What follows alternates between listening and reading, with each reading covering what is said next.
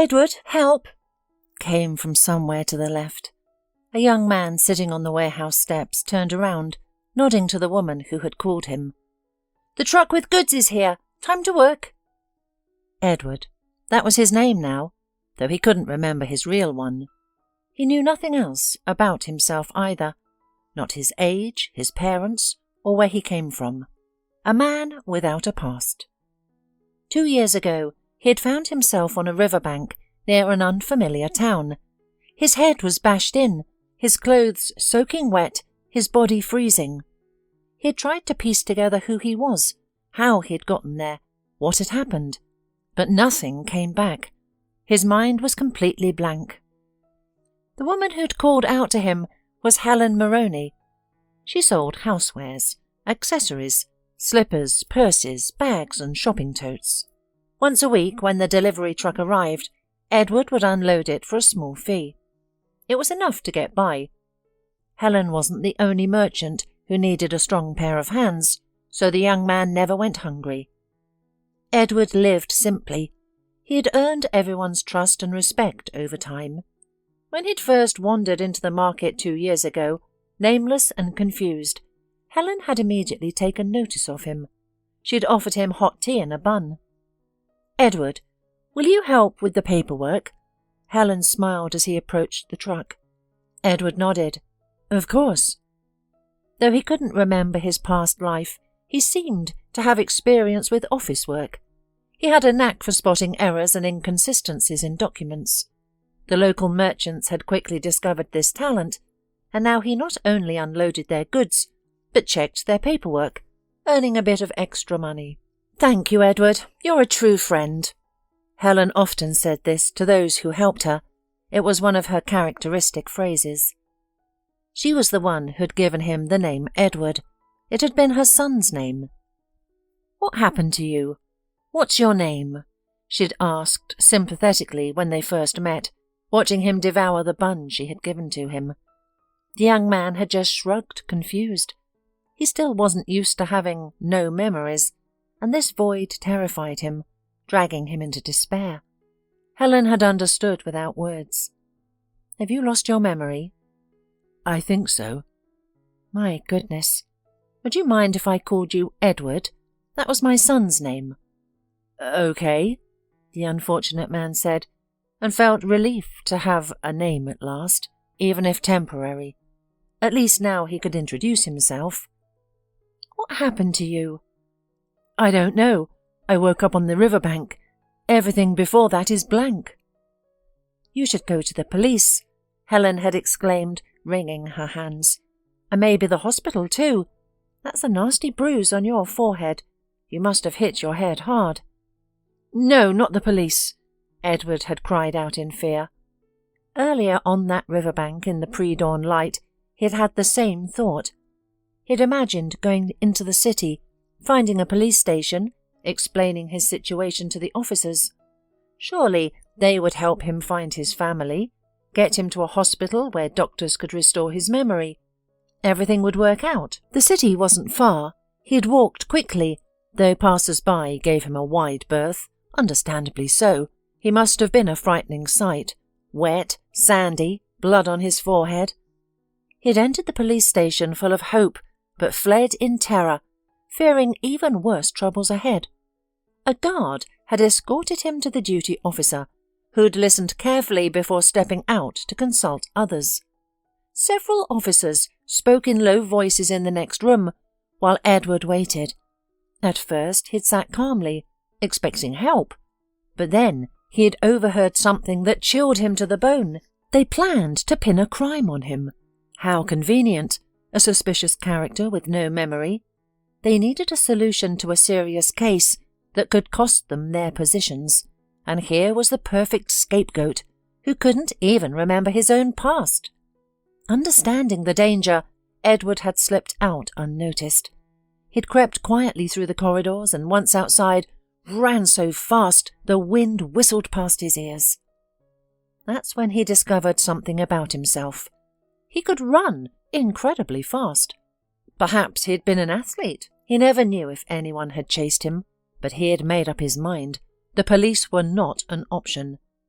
A man with no memory or identification was too vulnerable. Better to keep his head down.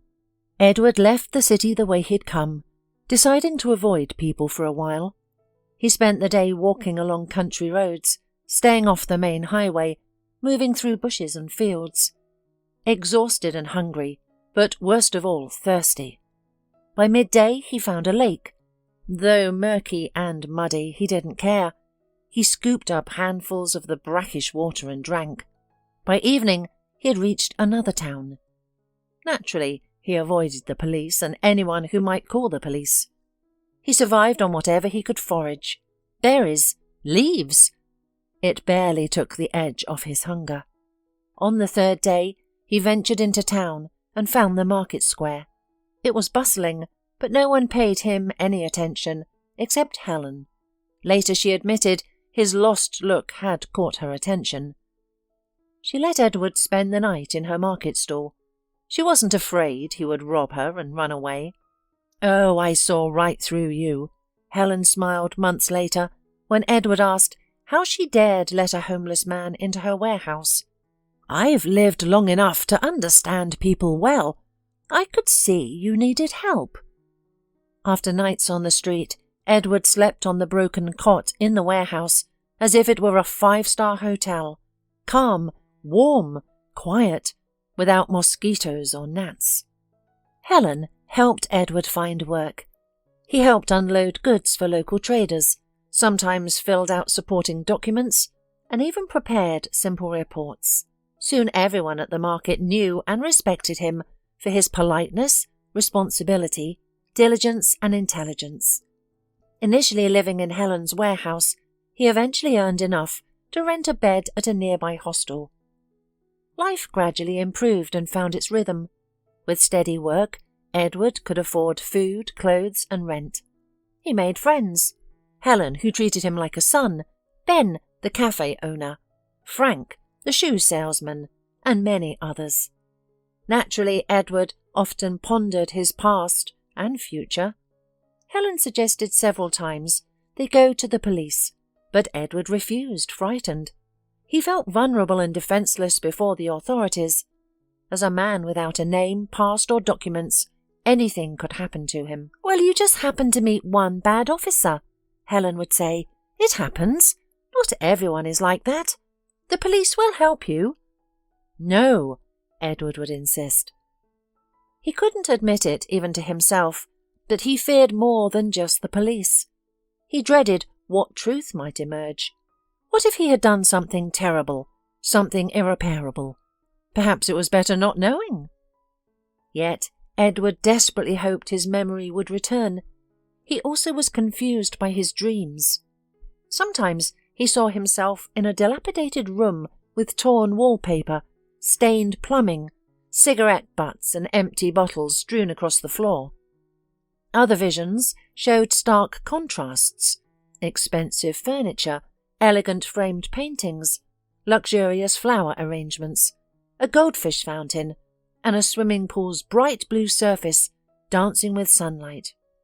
And there was a girl, her face close to his, turquoise eyes, gentle, charming smile, freckles dotting her slightly upturned nose. She radiated warmth, happiness, joy. If he saw her in real life, he would recognize her instantly. Edward cherished these dreams of her. Upon waking, he wondered whether she was real, someone from his past, or merely his imagination. He wanted to believe she existed, and that they would meet again. He shared these dreams with Helen. "You're an interesting person," she would say, shaking her head. "Who knows what your past holds? These dreams of both squalor and luxury. Where's the truth? Where's the fiction?" Helen often insisted someone must be searching for him. "Young, handsome, clearly educated. You must have family. They're probably worried sick. A missing person, and you're refusing to go to the police. It's not right. As for the girl, she is your first love," she declared confidently. "You never forget your first love. Everything else might vanish from memory, but her face remains. Perhaps she's waiting too, worried, suffering. Edward knew much about Helen's life as well. She had gradually shared everything with him. Natural, given how much time they spent together working and talking. They both needed this connection, this acceptance. Helen had lost her parents early, while still studying foreign languages at college. Helen always dreamed of working in a school, teaching children and inventing new, more effective ways of teaching. Everything in her life was good, cosy, measured, planned. Her mother and father doted on their daughter and supported her in all her endeavours. And then came the disaster. A fire in their wooden cottage. At that time, Helen was in college studying, so she survived.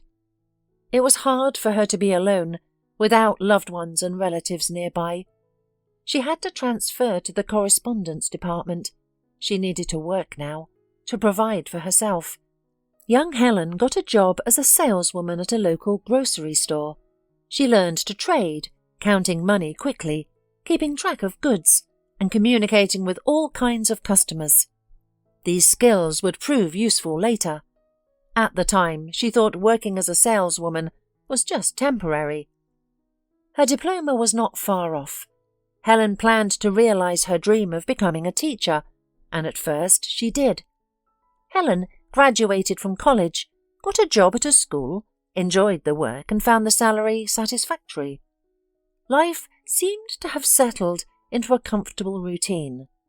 And then came love. He was a prominent, promising young man, already head of department at the plant in his early years. Hard-working, smart. A bit tedious, but that was the price of responsibility and dedication. Nevertheless, Helen fell in love. She knew that next to this reliable man, she would feel secure and cherished. She used her feminine charms and achieved her goal. Peter noticed her. After dating briefly, they began living together in Helen's apartment. It made sense. She had her own place, and she was tired of coming home to empty, cold rooms. Peter, still living with his parents, packed his things and moved in with her. Then came the pregnancy. It wasn't entirely unexpected. Helen had long dreamed of children and family. The news of the coming baby delighted them both. Peter proposed. They married, and soon their son Edward was born. He became Helen's universe. She had never experienced such feelings for anyone before. Peter worked and fully provided for the family. Helen happily devoted all her time to the baby. At their family council, they decided that after maternity leave, Helen would stay home with the child, teaching him, taking him to various clubs, and focusing on his health. Helen welcomed this arrangement. Though she had enjoyed working, combining school and motherhood would have been challenging. She didn't want to shortchange Edward. He was growing so fast, with so much to learn. Money wasn't a concern. Her husband provided more than necessary. It was the happiest, most carefree time of her life. She had everything: a reliable, decent husband, an adored son, and prosperity. She had plenty of spare time, which she gladly devoted to Edward. Their attention to the child bore remarkable fruit. Little Edward spoke Spanish before starting school, played chess like an adult, swam like a dolphin, and easily solved math problems. He entered school well prepared. From his first lessons, the boy amazed teachers with his abilities and knowledge. Helen was proud of her son and herself. She had raised such a remarkable boy. Peter acknowledged his wife's role in their son's success and encouraged her continued dedication to parenting. Helen embraced her role as wife and mother so completely that she forgot about her former career. Initially, Helen wanted another child, dreaming of a daughter. She didn't need her to be as capable and talented as her eldest son, just softer, more sensitive, cheerful, and warmer. Edward was like his father, a rational rule follower, stubborn and goal-oriented. Helen yearned for more warmth, empathy, and communication from him. But Edward was independent, reserved and distant. Unlike other children, he never seemed to miss his mother. Then again, why would he? Helen was always there for him. The second baby never happened, despite Helen's visits to doctors and even healers. No one found any particular problems, but pregnancy eluded her. Eventually, Helen accepted that she would have just one son. But what a son! He was the pride of the school, an excellent student, an Olympiad winner, and an athlete. He excelled at everything he attempted. And then Edward grew up. He no longer needed his mother's constant attention. Peter climbed higher on his career ladder, consumed by work. And out of the blue, Helen found herself overwhelmed by loneliness. She tried returning to school, but her qualifications had lapsed during her years at home. And then Helen got another shock. Peter left their family for a young mistress. Their relationship, it turned out, had been going on for years without Helen noticing. The woman wasn't particularly upset by her husband's actions, since they had long since grown apart. Had they ever truly been close? Now she couldn't answer that question with certainty. Edward went abroad to study, arranged by Peter, who insisted the young man would have better prospects for substantial earnings there. Helen didn't argue. She didn't understand much about it, but her heart told her that now her son was truly beyond her reach. Their relationship had always been distant, despite Helen's efforts. Now, with thousands of kilometres between them, it only worsened. Edward rarely called, and they barely communicated on social media. Helen missed him desperately. Her heart ached for her son. The pain was constant. She had spent most of Edward's life supporting him, noticing and developing his talents. Did that mean nothing to him? The mother could only take comfort in his success. She knew he owned a large, profitable business involving gas stations. Edward lived in a huge mansion, which Helen had only seen in photos, having never been invited to visit. Her son had married a beautiful woman who could have graced magazine covers. The couple showed no rush to have children, whether by choice or circumstance. Helen wasn't privy to such details. Her son remained distant, now practically a stranger.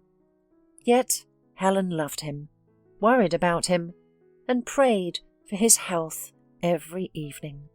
Edward had witnessed this a couple of times, and he couldn't comprehend how someone could move thousands of kilometres away and cut their mother out of their life. Helen was clearly a loving and caring mother. Edward sometimes wondered if he had a mother somewhere who suffered, not knowing the fate of her missing son.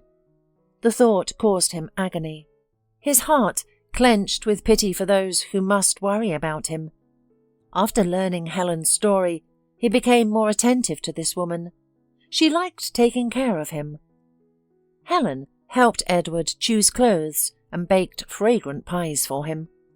Edward gratefully accepted this care, trying in turn to do something good for her. When he finished with the documents, he looked at Helen. She was laying out goods on the counter. The market would soon open for visitors. Being a day off, there would be many people. "Did you manage?" She smiled, and when he nodded, she added, "Quick as always. Well, go to Frank, he also needs help." Edward nodded and went to the next row, where Frank sold shoes. Edward had helped him lay out the goods that morning. Frank greeted his friend with his usual cordial smile. They went to work together, continuing their peaceful conversation. Frank reminded Edward of someone pleasant from his past life. The young man knew he had enjoyed talking to someone similar, but whom? His thoughts scattered whenever he tried to remember. Edward caught himself thinking about her again, that same girl from his dreams. He admired her amazing eyes, could almost feel himself stroking her blonde hair. She had said something to him, but what? Try as he might, Edward couldn't remember. It seemed to be something crucial. While screwing a crooked shelf to the wall in Frank's kiosk, Edward heard a sharp cry behind him. Fear and despair rang clearly in it. Edward spun around and immediately grasped the situation.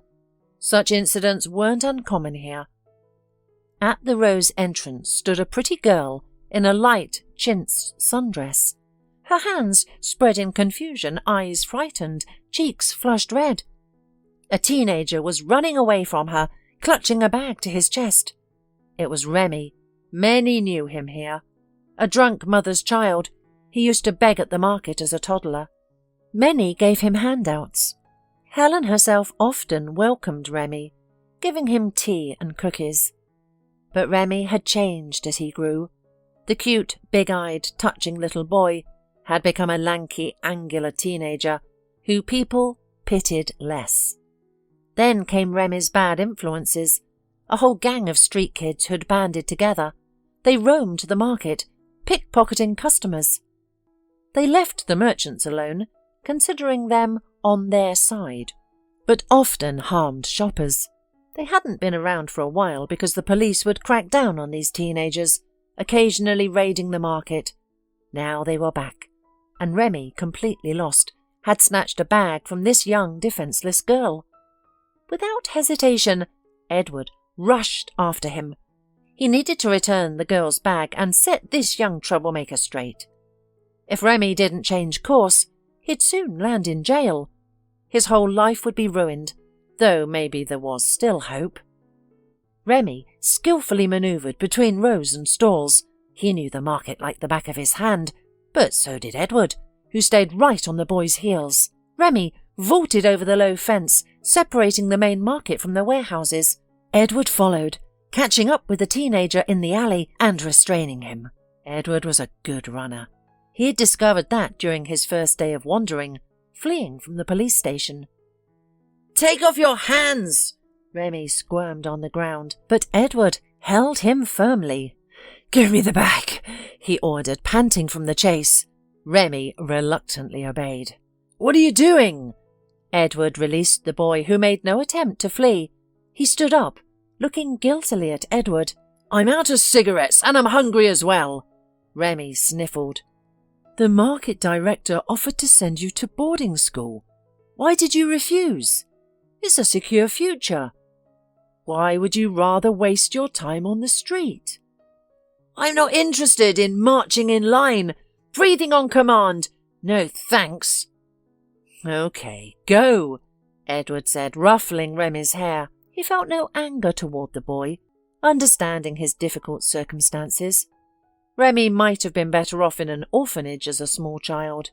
Perhaps someone would have adopted him, raised him properly. Instead, his alcoholic mother had raised him, or rather neglected him, while drinking away his child support. The boy had grown like a weed, left to his own devices from an early age. He'd eventually landed in an orphanage as a teenager, but couldn't bear the rigid structure and ran away. He'd joined other street children like himself, forming a real gang. Edward knew Remy's story was unlikely to end well. With the purse in hand, Edward hurried back to where the confused girl waited. Her face lit up when she saw her seemingly lost possession in Edward's hands. A small crowd of sympathizers had gathered around her. "Here you go," Edward said, handing over the bag. "The boy got away, threw your purse and jumped the fence. Just some kid."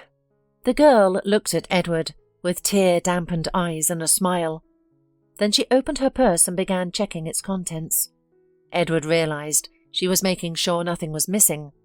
Finding her money intact, she sighed with relief. "Thankfully he didn't take anything. I don't know how to thank you. It wasn't even my money. It would have taken forever to repay."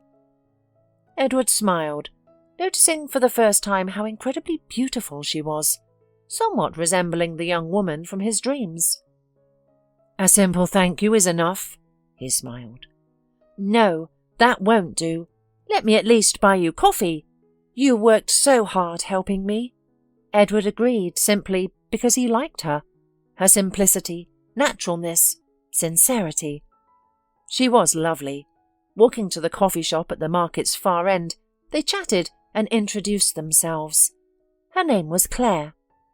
Edward thought the name suited her perfectly. She'd recently started working as an au pair in a wealthy people's house. She enjoyed the work, and the salary made her even happier. "It's so beautiful there," the girl chirped, her eyes burning with admiration. "Imagine a huge garden with statues, a small fountain, and a huge pool in the front yard. And the owners let me swim there in my spare time. It's just marvellous." Claire had come from the countryside to the city for college. Unfortunately, her parents couldn't support their daughter in the city, so she had to transfer to a correspondence course and look for work. She took jobs as a waitress in a cafe and a cashier at stores. Though the money was little, she had to work from morning till night. She had no energy left to study. Then her friend happened to find some job listings online that Claire hadn't considered before. Positions for maids and household helpers. The work was familiar and not difficult, but the salary was much higher than what cafes and shopping centres offered. The living conditions were like something from a fairy tale. Claire was delighted with her employers. They paid well and didn't fuss over small things. Today was Claire's first solo trip to the market. She was given a substantial amount for groceries, since there had been a recent tragedy in the family. The mansion's owner's mother had died. They needed to organise a memorial dinner for many guests, which explained the impressive sum in her purse. Then came trouble. A thief spotted her in the crowd and snatched her bag. While Edward chased after him, Claire sobbed, terrified about repaying the owners. Fortunately, everything turned out fine. "And what do you do?" she suddenly asked. "Me?" Edward shifted uncomfortably. "Well, just odd jobs at the market, part-time." "You work and study?" Claire pressed. "Well," Edward hesitated, wondering how to answer. Should he tell her the truth, that he remembered nothing of his past and survived on casual earnings?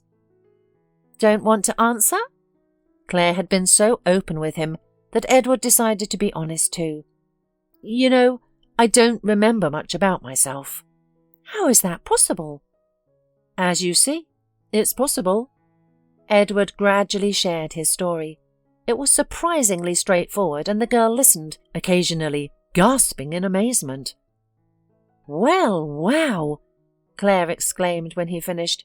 "Your life could be a TV series." "Yes, but the ending's still open. I still don't know who I am or where I'm from."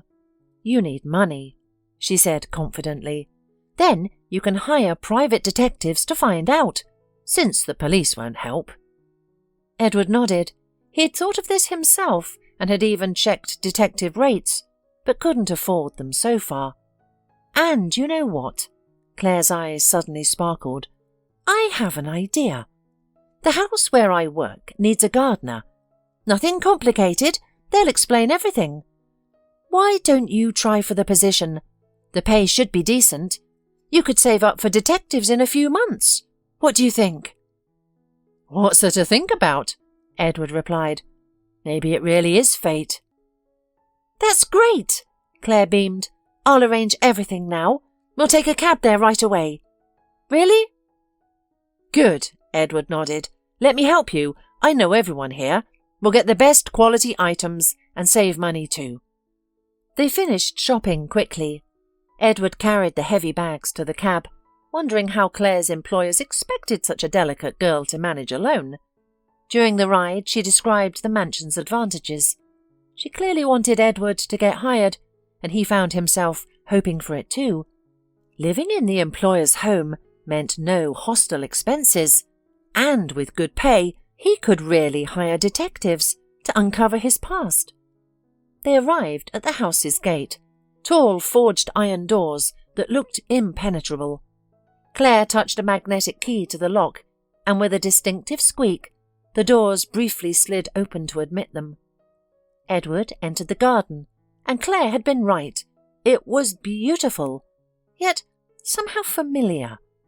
He must have seen a similar garden somewhere, perhaps on TV, or visited a similar place once, though that seemed unlikely. Then, like lightning, a memory flashed. Or was it from a dream? Emerald grass, a small fountain shaped like a fish standing on its tail. Claire, you mentioned a fountain. Could I see it? There is one, she nodded. I'll show you later.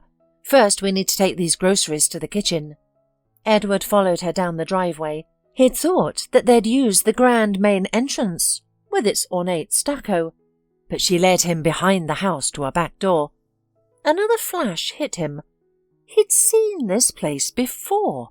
The tiled porch, massive door handle, bench along the wall. What was this place? Edward grew dizzy and paused to catch his breath. Maybe it was just the heat playing tricks on his mind. In the kitchen, that strange sense of déjà vu returned. Why did everything feel so familiar? Perhaps it was just a common layout he'd seen elsewhere. Want a snack? Claire offered, grabbing a green apple from the table's basket and biting in. But Edward couldn't eat. He felt too anxious and already regretted coming to this strange place. Something felt wrong, but he couldn't understand why. Claire munched her apple while studying him. You've gone pale. Are you all right? Edward nodded, unable to explain feelings he didn't understand himself. Claire finished her apple, tossed the core in the trash, splashed water on her hands, smoothed her hair, then straightened Edward's collar with a smile. Well, let's go. She led him through a wide door into a beautifully furnished room, and then, in this spacious living room, memories crashed over Edward like an avalanche. He swayed, gripping the doorframe to stay upright. He'd been here before, many times.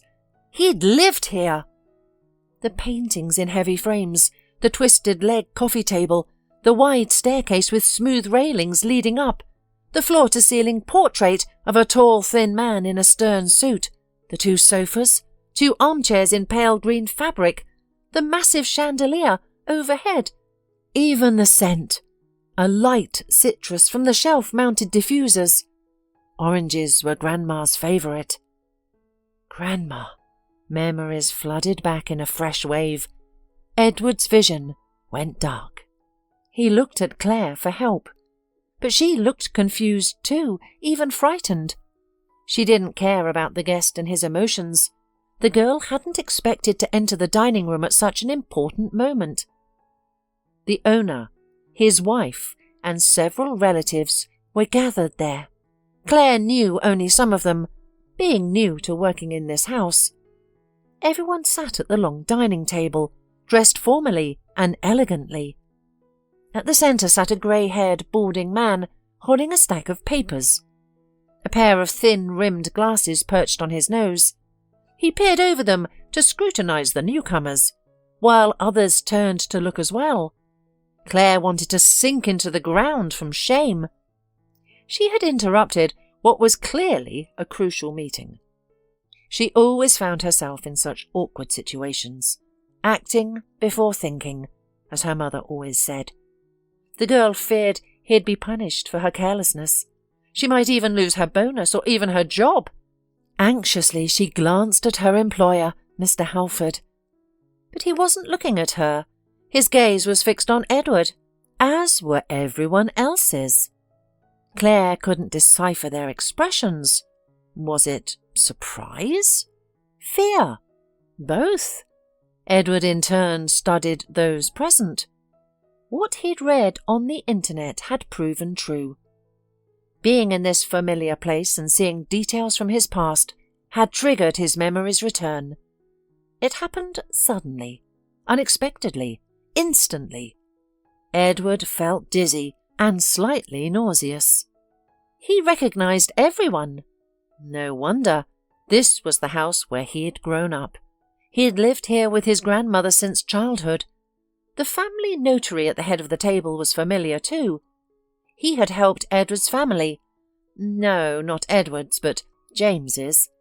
The young man remembered his real name now. The notary had assisted the family with both inheritance and business matters, as James's grandfather owned a large company. He'd built it from nothing. His portrait adorned the living room wall, grandmother's anniversary gift that had embarrassed the modest, reserved grandfather. Grandpa was gone now. His youngest son, Scott, ran the business. Scott sat here with his wife, Paula, an unpleasant woman who'd always regarded James with barely concealed distaste. His uncle had never shown much warmth toward his nephew either. They had no children, whether by choice or circumstance, James couldn't remember. Other relatives sat at the table too. They'd celebrated holidays here and dropped by regularly. Grandmother had welcomed everyone, feeding them generously. She'd loved having friends and family around. Grandmother, why wasn't she here? An uneasy premonition gripped James's heart, pushing all other thoughts aside. "James?" One of the distant relatives broke the silence, voice uncertain. He stared at the guy, as if seeing a ghost. Murmurs filled the room. Everyone suddenly crowded around the guest, pushing aside a bewildered Claire. But Scott quieted the commotion. Rising from his seat, he approached James and studied him carefully. "He resembles him, but he could be an impostor, an inheritance hunter. We know there's plenty to inherit. We need proof that he's James." "Scott, you know perfectly well it's me," said Edward, now James. "I can see you recognize me." "I'll handle this," the notary announced. "We'll confirm our guest's identity. The will reading will be postponed until after the necessary procedures. We'll reconvene then, and I'll read the deceased's will." The words, "the deceased," cut through James painfully. Though he understood what had happened, he refused to believe it, afraid to ask the specific question. The flood of memories and emotions overwhelmed him. His breathing became laboured. Black spots danced before his eyes. Then came a voice. "James?" It was a familiar, beloved, dear voice. Someone pushed through the crowd of relatives, and he finally saw her. The girl from his dream. Turquoise eyes, blonde hair. He remembered her name. Celine. Her maid's uniform accentuated her graceful figure. Despite everything happening around him, James couldn't help but admire her. Celine smiled, her eyes bright with joy. She rushed to embrace him, and he held her close. They stood together among the confused, murmuring people. Claire blinked in bewilderment. She had summoned the other staff when she realized something extraordinary was happening. Now her colleagues stood near the wall, smiling knowingly. "James is back," the cook explained. "Mrs. Halford's only grandson, a good lad. Everything will be right now." "James? That James?" Claire spoke in shock. She knew about the missing grandson of the lady of the house. "So I found him?" James sat in his grandfather's office, reviewing financial reports. Much work lay ahead. Scott had managed the business during his absence. Though James had missed much, he caught up quickly. He had always had a sharp mind and proper education, thanks to his grandparents' efforts. He had always known he was the son of their firstborn, Adam. James remembered his father as well as his mother, poorly. Both died when he entered conscious age. The thing is that Adam, he did not want to study. Unlike his parents' expectations, Adam never dreamed of taking over his father's business. Instead, he chose a carefree life of partying with friends. During his teenage years, he began running away from home, falling into bad company, drinking, committing petty theft, and living for daily pleasures. All of this attracted and enticed Adam, bringing him joy. His friends were just like him. His parents, seeing their eldest son heading down a dangerous path, tried desperately to save him. They placed him in clinics and sent him to long-term rehabilitation, but nothing helped. A person's nature cannot be changed. Yet despite his troubles, Adam remained kind-hearted, warm, responsive and cheerful. Though he caused his parents endless worry and heartache, they loved him deeply. Every reunion with their wayward son brought them joy. He was like a ray of sunshine for his mother and father. Meanwhile, the younger son, Scott, was the perfect child. He studied diligently, obeyed his parents in everything, and hoped to eventually take over his father's company. That would likely have happened. The company founder would have left the business to his reliable and sensible younger son. But then one day, Adam appeared at home with a baby in his arms. He looked confused and frightened. "This is my son," said Adam, gesturing to the child. "His mother has died. I don't know what to do. I'm scared. I'm afraid I won't be able to keep him safe." His parents hadn't even known their son was married. Yet they welcomed their grandson with open arms and loved him dearly. The boy seemed to inherit the best qualities from his relatives.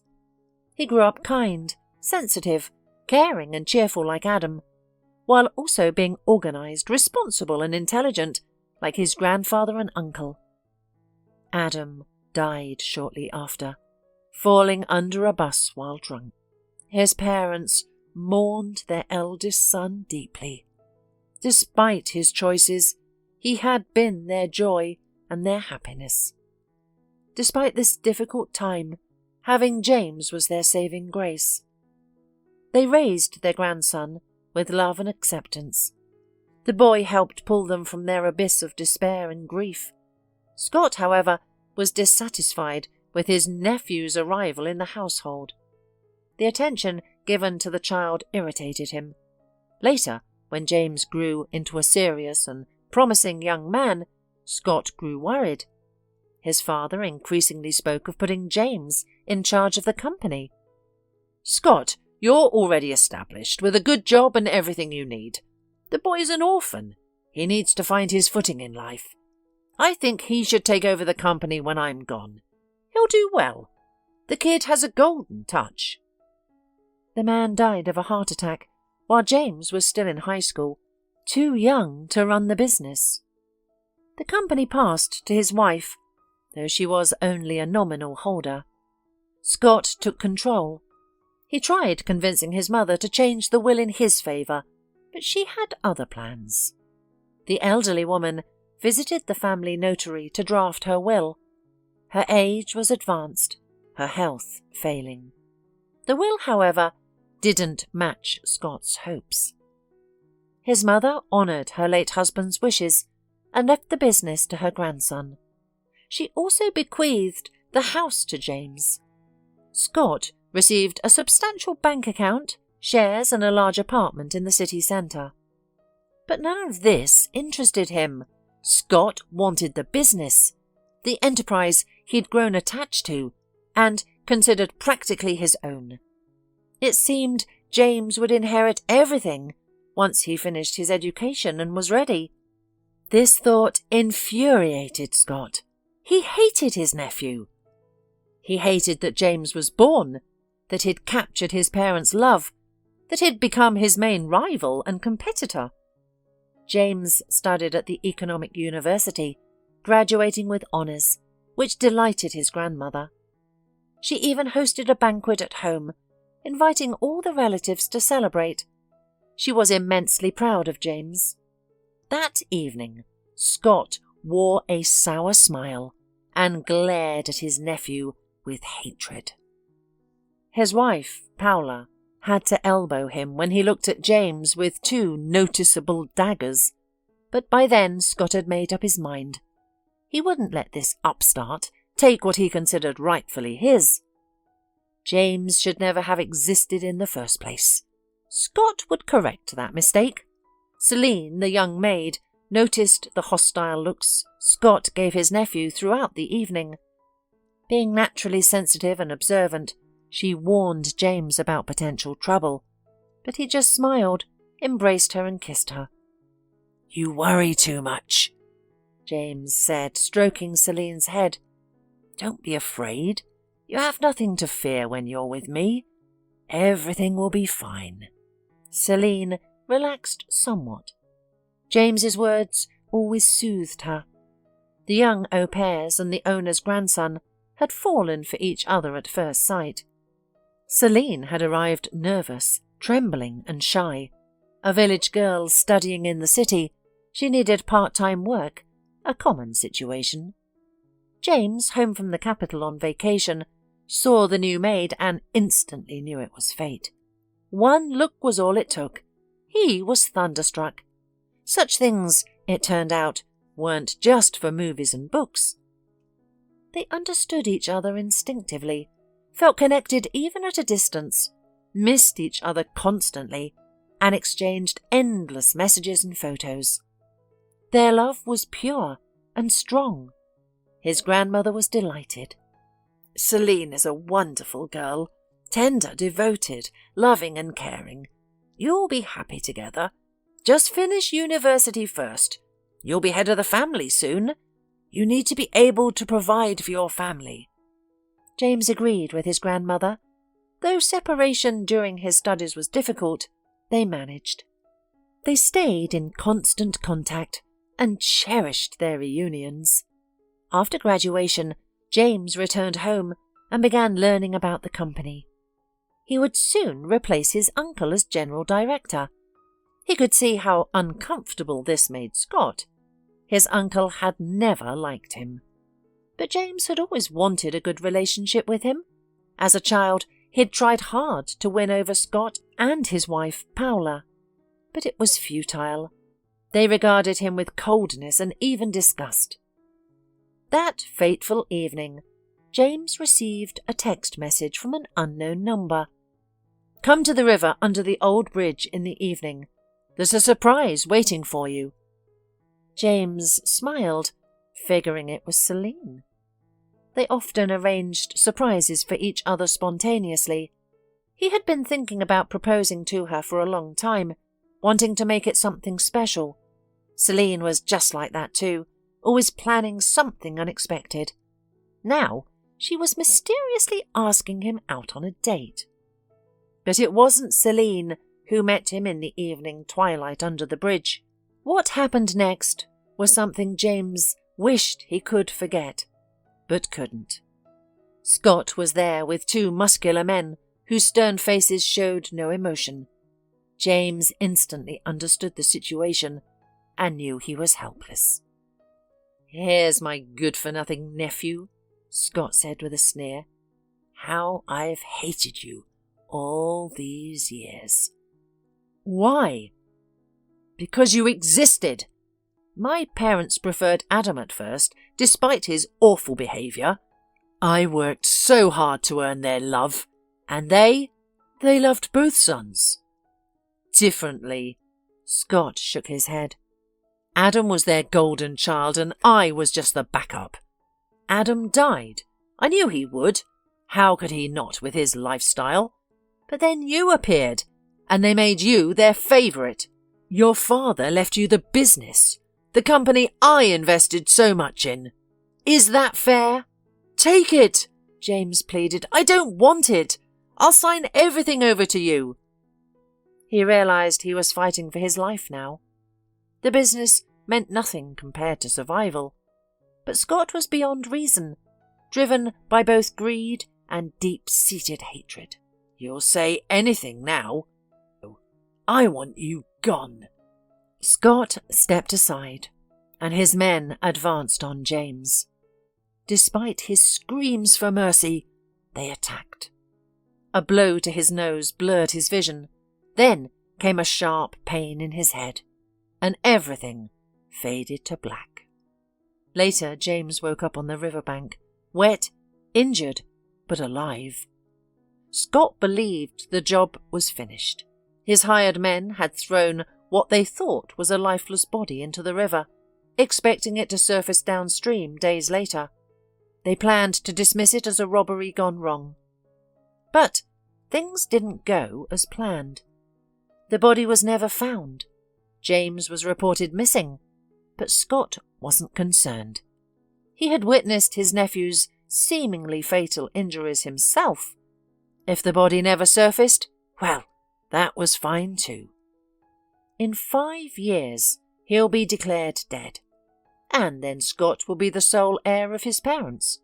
He would get everything: the money, the house, and, most importantly, the business. The plan seemed flawless until James showed up at the house. It happened just as the will was being announced, just like in a movie. Scott's mother had recently died of a heart attack, having never lost hope that her grandson was alive. She had written her will accordingly. If James returned, the business would be his. If not, it would go to her son. Scott had thought James's return impossible, and yet he appeared in the living room at the moment of the announcement of the will, and, judging by his nephew's face, he remembered everything, knew everything, understood everything.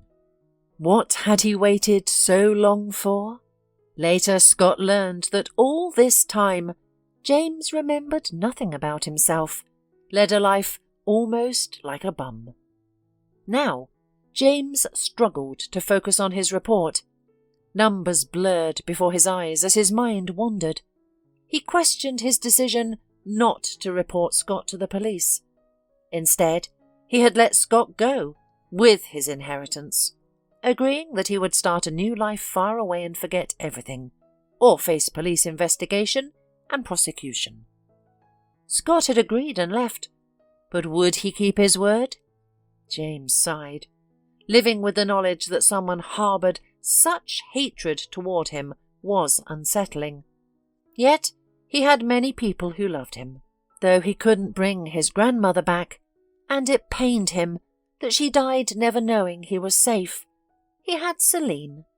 They would marry soon, and also he was going to repay everyone he knew who had been kind to him all this time. Claire, Remy, Frank, and of course Helen. James appreciated their participating in his life and realized how fortunate he was.